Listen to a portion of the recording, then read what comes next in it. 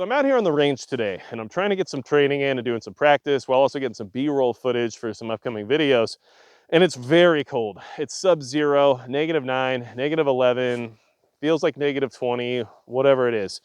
And at the end of the day, this is the environment that I live in. It gets very cold in North Dakota all the time. And regardless of the extreme conditions that you might live in, you got to get out and train in it because that's the stuff you'll probably be exposed to if you ever find yourself in an emergency scenario.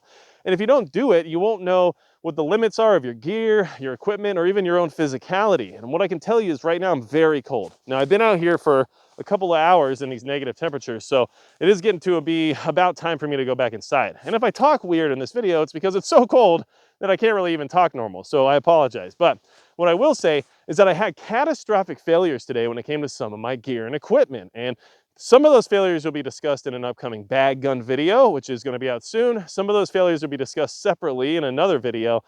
But at the end of the day, I found out the hard way that some of the stuff I was hoping to rely on during an emergency wasn't up to par for this type of environment.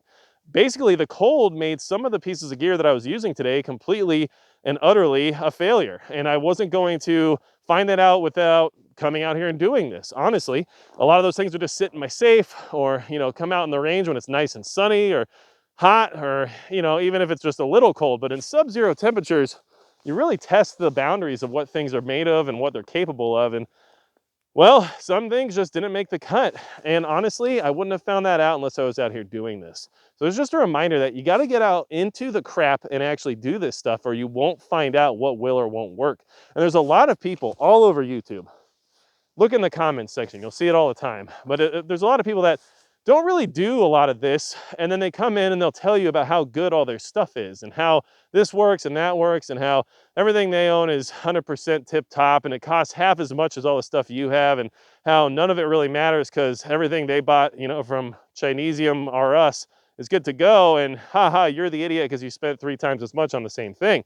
But I guarantee you those people aren't out in sub-zero temperatures putting their stuff through the ringer and trying to find out what will or won't work. And I can tell you right now that some relatively expensive stuff that I had on my rifle today that was made in the USA broke. And it broke pretty well to the point of catastrophic failure. And it will not ever be on another SHTF quality rifle of mine again, or pistol, sorry.